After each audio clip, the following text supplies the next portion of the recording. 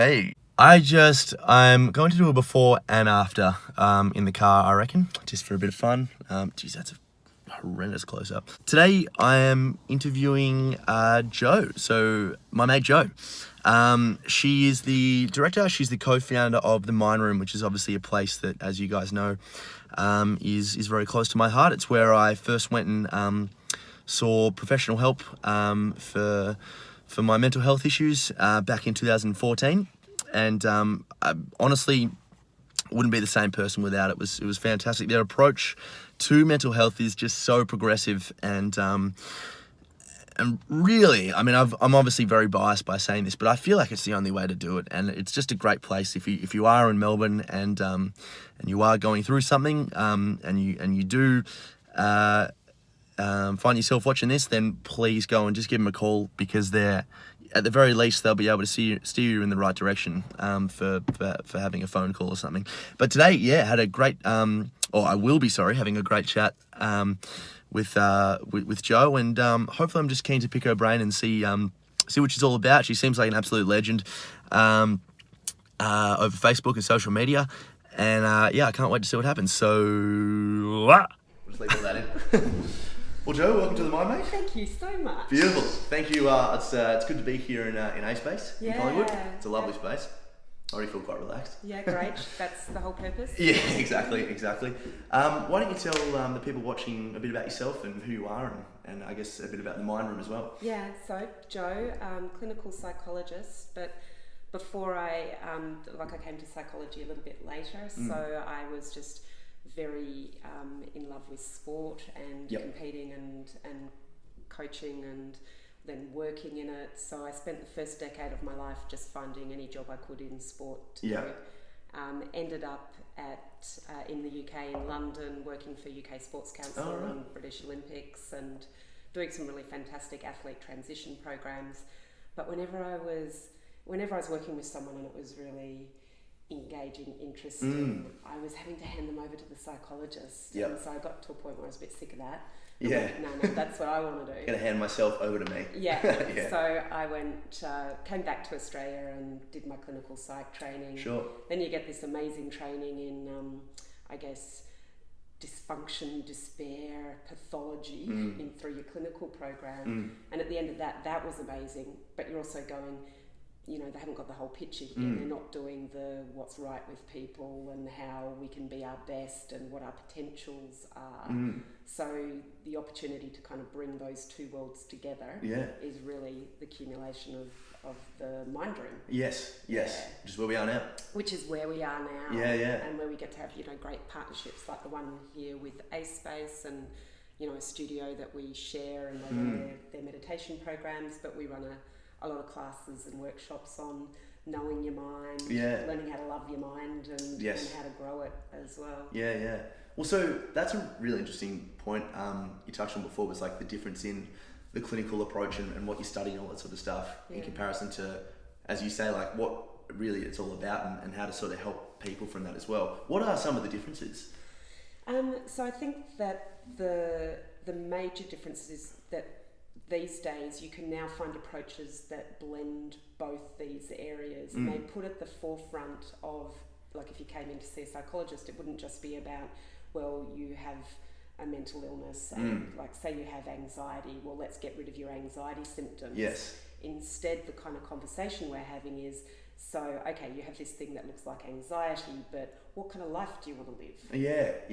So how do we help you to live a rich, rewarding, meaningful life for you, whatever that may mean, because it's different for different people, and manage this thing that's turning up, which may be anxiety or depression or bipolar or whatever it may be. So I think it's just slightly shifts the emphasis into living a good life, one that's meaningful, purposeful, connected, the right life for you. And we will also help you to manage whatever may be going on in your mind and body as well. Like almost like on the side as well. Yeah. It's cool because it's a very sort of holistic approach to mental health. That's funny, yeah. And I think like a lot of people have been working in that space, but it's really interesting when we do our clinical training, we're taught very much in a medical model, what's wrong with people, how do we diagnose and assess what is wrong with you, and then how do we treat that, as opposed to, well, not opposed, but in conjunction with that, let's look at what's right with you. Yeah, exactly, yeah. And look at how we help you to live the life you want. Yeah, for sure. Because that's interesting, because it's like, from an outsider perspective, I mean, I'm kind of privileged in a sense, ironically privileged because I've had some issues myself. Yeah. But without that, you'd kind of look at mental health and go, oh, some people have issues and some people don't. You know? No. But it's an interesting one like that, isn't it? Yeah. It's degrees of it. And, yes. And I think it's more about, I don't know anyone that hasn't had issues. Like, that's the thing. Everyone's insane. Exactly. Try go through life and not have stresses or grief or things go wrong for you. It's not a fun life otherwise. Yeah. Well, I mean, it's a contrast, isn't True. it? Yep. Yeah, absolutely. You can't have the good without knowing how bad it can get, for sure. So what we love is helping everyone, not just people with a mental illness, but anyone understand how your body works, how your mind works, how it impacts your behaviour and your choices in life, and to do it better. Yep. So, yeah, for sure. You know, and some people we're starting, you know, back here because there's a lot of noise. You know, there's a lot of messages they're getting from their body that says I'm under attack. I'm scared. Yes. And there's other people that are coming in going, you know, there's nothing terribly wrong. Yeah. I'm okay, but surely there's more than this. Yes, exactly. Yeah, I've always thought that was interesting because my dad and I are very close mates. He's going to jump on here actually. Yeah, go dad. I think just that's a low battery. Which is good. But we suffered both had a bit of puro just with the obsessive compulsive disorder without the compulsions. Okay. At a very similar time. Yep. His was about car crashes and mine was about eternal suffering in hell and sexuality. It was fun. It was a good couple of years there. Kept me on my toes. But I've now lost my train of thought. It's completely gone. So you and your dad's and shared experience. That's right, shared experience. I had it. Hang on. I think I just need a bit of mindfulness here. It's gone. That's all right. But I did want to ask your. But it was just about. No, it's gone again. That's completely Look at gone. that. I feel like I should be able to catch it. I know. It's somewhere in the room. This is just completely a lack of mindfulness going on right now. Anyway, we'll just move on. Yeah. So what about you? So your personal experience with mental health or mental ill health or anything that you can think of a time that, Well, I don't know anyone that hasn't been touched by mental ill health at some stage in their life, and I think a lot of it probably went undiagnosed in past generations, but certainly I look in my own family and you can see experiences with bipolar disorder with pretty severe postnatal depression, and so kind of being exposed to that both from just being a young person and seeing a family member going through that and not understanding what the hell was going on. Yes. But also, you know, maybe being a little bit self-centered and worried about how it's affecting your life. Yeah. Because there's a lot of care and attention that needs to go to other family members during that. So, you know, a bit of first-hand experience, but also, you know, now I think barely a day goes by without talking to somebody, whether it's professionally or personally, about their own experiences with mental health. Yeah, definitely. And I think I was saying to you, maybe it was before the camera was rolling. If it's not, we'll leave it in. But we were talking about horror movies and the shared avoidance of horror movies. I don't go to horror movies because I know how my body reacts, even though I can watch it going logically, this is a projection on the screen. Exactly, yeah. It's not real, it's not happening. My body my mind filter doesn't work quickly 100%, enough to tell my body it's okay. And so I don't do it anymore. Anyway, I wandered into a movie a few years back and we're trying to remember the name of it. 128 hours. 128 I think hours? That's how many hours it is. Okay, I wanted to say 72, but let's go with 128 hours. It was caught under the rock for a while. Yeah. So the guy has got his arm jammed in the rock, and in the end, and he videos it, and in the end, he has to cut off his own arm, and there's this very real scene. You know, it's not kind of Kill Bill style of violence. It's very kind of like realistic. Yeah. Sort of chop through your arm. And as I sat there watching this and the music's building and I'm can just feel my body reacting to it. And I was sitting there going, oh my God, what is this? What's going on? And then I realised, this is a panic attack. Yeah. Oh my God, this is what some of my clients have. Amazing. And don't worry, Joe, it's all going to be okay because you're a psychologist, you know what to do. True. Next thing, I wake up because I lost consciousness. So blacked out, woke up and went, well, hell. Yeah. When it hits, there's no controlling that, is there? Yeah. But just kind of amazing to go through the experience that some people have on a really regular basis. I think it gives you a lot more empathy for what it is like. Yeah. I mean, there's a whole range of, I guess, mental illnesses that I won't ever get the experience to, I get that close to. Yes. But I think you can kind of understand that when the body or the mind glitches, it's really confronting. Oh, it's insane. It's so scary. I wanted to know, did you, because you had a panic attack, yeah, and you're also a psychologist, was it easy for you to get over that in the aftermath? Because a lot of mine, when I had a lot of panic attacks, I became fearful of fear. Yeah. So, and I think that's the piece, is that it didn't stop the panic attack from happening, but there wasn't the same kind of follow-up that you see with a lot of people, that they then begin to fear it, because I knew what it was. Yeah, exactly, yeah. I knew what it was. I also knew that there was, you know, like an obvious link to the situation I put myself in. Yeah. But I felt my body still had the residual effects of that just rush of panic for at least a week. And so I had to keep reminding myself, you're okay, you're safe, this was a panic attack. Yeah. It's unlikely, well, it might happen again. Yeah. You're okay, you're not going to die from it. It just feels like you are in the moment. Yep. So it didn't become anything else. And that's when we see panic disorder, or we see lots of disorders, is the initial experience people have is the body looking after you. Yes. The body thinks that you're under attack, Yes. that you're in danger. It's doing the right thing by you in the wrong situation, as it turns out. But then it's our reaction to it, and we begin to worry that, well, why did it do that? What's wrong with me? Yep. So we do a lot of normalising for people of their experience, going, oh, no, you're okay. You know, this is all right. So okay, You'll be sweet. Your thoughts about... Just don't ever cut your arm off. Yeah, don't cut your arm. Your thoughts about this have maybe got a little bit obsessive. Yep. Let's look at what's keeping them in that space and how we can wind it back. Yeah. Or, you know, whatever it might be that people are turning up with. With that sort of stuff, eh? Yeah. I mean, it's just so...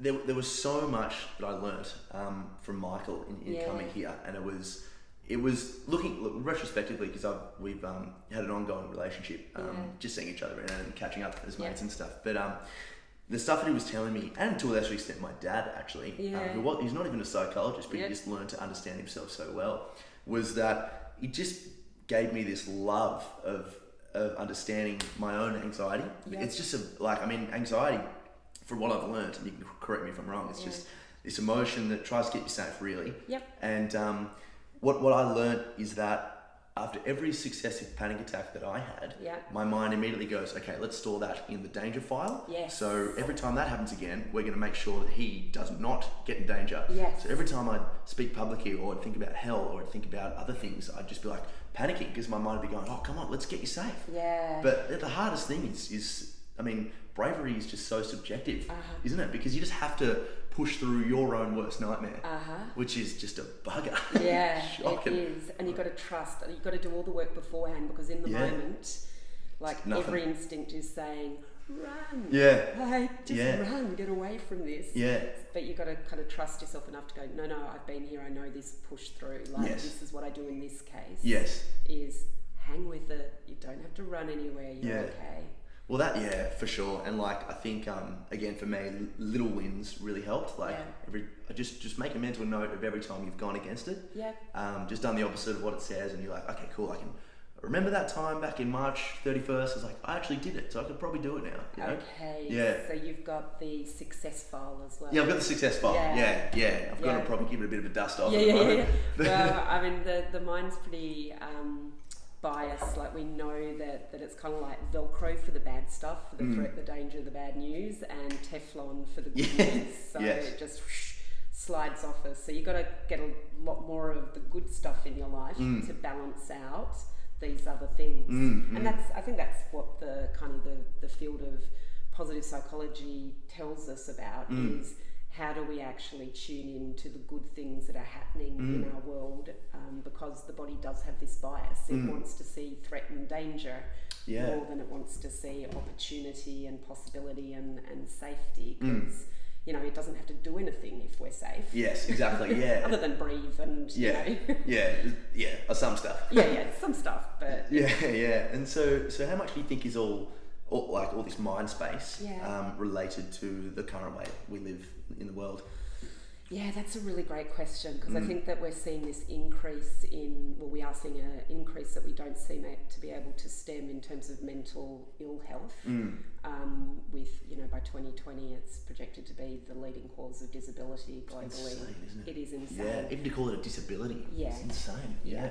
So, you know, my sense is that we're fundamentally doing something poorly. And I think that the biggest thing, I think there's a couple of things. One is that, you know, while technology has been amazing for us, it means that we have this flood of information. All the time. We have way more information than the brain can process meaningfully. I think the other thing that works against us is that we're living in a time of opportunity. So expectations. We've got abundance. And so what the brain is great at is going, well, there's this good option and this bad option. Which one should I take? The good option. Yeah. Whereas now what we're getting is, well, here's this good option and this good option and this maybe slightly less good option, but you know, they're all good. And it's not actually very good at making those decisions or differentiating between, so we get stuck in these loops. That makes sense. But the one that I'm really passionate about is social connectedness. I think that you know, we used to have you know, not that I'm a particularly religious person, but we used to have more of the church and the communities around church that would bring people together. It's very real. Yeah, and maybe the biggest church in Melbourne is football. For sure. But that doesn't appeal to everybody, and so it's like, what do we have these days that brings us together and has us talking about, I guess, shared values and looking out for each other? I think that we're losing the gift of connection. And so I think we're beginning to see a bit of a pushback against that, and people going, hey, this isn't how it's meant to be, and it's ridiculous. I have all these material things in my life, but I kind of feel lonely. Yeah, for sure. I feel super lonely. Yeah. Well, I mean, like, that's something that holds particular value to me personally. It's just, I find evolution and evolutionary behaviour such a fascinating topic. And I feel like I did some, because I had a couple of panic attacks when I was doing some public speaking. So now it's just ingrained in my head that like I want to do more, you know, to just push against that. But I did some research on it, and it's just this made a lot of sense to me. Is that the reason why we hate public speaking so much is because we're such a social species. That's how we've survived, like the power of numbers, you know. When we stand away from the group in the face of rejection, you know, historically it meant we're excluded from the group, so now we have to take on the world by ourselves, and that's hard.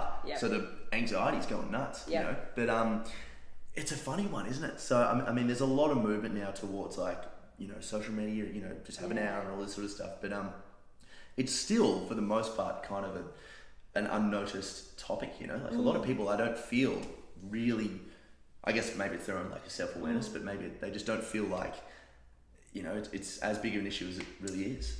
And like I think part of that is that there's some pleasure that you get, immediate short-term reward from the use of devices, and from the likes, and from, you know, and from getting hits of interesting information. Like, you know, the brain loves that.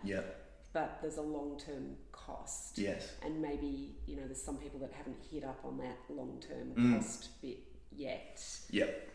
But I think it is a price that we're beginning to pay, which is people silently struggling, not, you know, because of because of a lack of connection, which is so easily solved. Oh, totally. And yet we have that barrier you've got to step through, which is what you talk about, which is the fear of judgment. Yeah, for sure.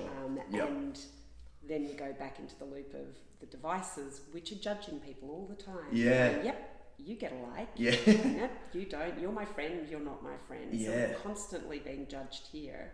Yeah, I didn't think like that. God. But we're behind the safety of, you know, a device as well. Yeah. God, I literally just had a thought then of there's like two mutual friends of mine that are going through a bit of a tough time together. Yeah. And I just remember hearing one of them saying, well, I haven't liked her stuff in a week. I'm like, yeah, you got it. That's a big one. It's Yeah. insane, isn't it? But it means something these Yeah. days, you know? It's horrendous. It's why, so I don't do horror movies. I Yep. also don't read kind of trash magazines. Yeah. And same Yep. at the Mind Room, you won't see those magazines Nah. sitting out there. Will give kind of people like hopefully good food for Yeah. your mind.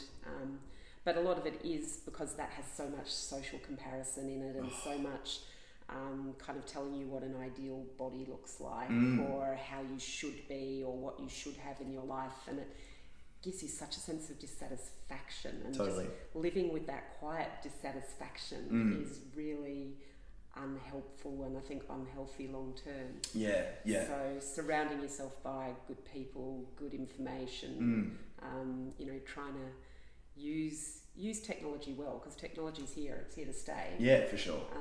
But use it for good and be discerning in the way that what you download, what you interact with, how much time you do it. Yeah, exactly. Joe, I wanted to, I try to keep these interviews around, I mean, we could talk for hours. Yeah. We can just sit Yeah. let throw away. So where were you born? No. But yeah, look, I wanted to finish off with just a sort of like a relatively ambiguous question, but hopefully we can make it more specific, is what makes Joe happy? What is your sort of techniques and things that work for you? That's so easy, my family. Yeah. Yeah, I'm an auntie 9 times. Mm. And Oh, shit. I don't know, it wasn't my effort. Yeah. But 128 hours. Yeah. But I've got all these amazing generations of family that I get to engage with, and I think like the other thing is having a sense of adventure in life. So you know, going to do stuff, whether it's camping or horse riding or just, you know, going to some show, going to see the lights when the white night's on. Or, Oh yeah, for sure. Yeah. Doing those kinds of things. Yeah. And Hashtag Melbourne. Hashtag Melbourne. Yeah, hashtag Melbourne. Being involved in life and showing them how to do that, I think that's a big part of it. But also the community here. Oh, and it's yeah. one of the reasons why we created the Mind Room is private practice psychology can be really isolating for the clinicians. Yep. Because you're kind of you work with people all day, you're in your room, you come out, you swap over, you know, maybe have a couple of minutes of chat and you're back into the room. Yeah, right. Really lonely. So we've created a community and a space where it's fun to come to work. Yeah. We've got a great crew. We actually have a shared space that we all hang out in. You know, we have fun together as well as doing really meaningful, really good work. Yeah, for sure. So I feel like I've got purpose. Yes. It makes me happy. Tick, for sure. I've Fulfillment. got connection with colleagues and with family and friends. And, you know, then chuck in a bit of good food and a couple of craft beers. And, You can't lose. and you Craft can't beers, I like it. lose. Yeah. That makes me happy. Yeah, that's great. Well, Joe, thank you so much for coming on the My Mate. You. Beautiful. That was a lot of fun. Awesome. And Well, I was born in Scotland. Oh, you're born in Scotland? Oh, that's interesting. Very interesting. I'll tell you why in a second. And I'm back in the car. Joe and I just had a chat. Was awesome. She's got such an awesome spirit.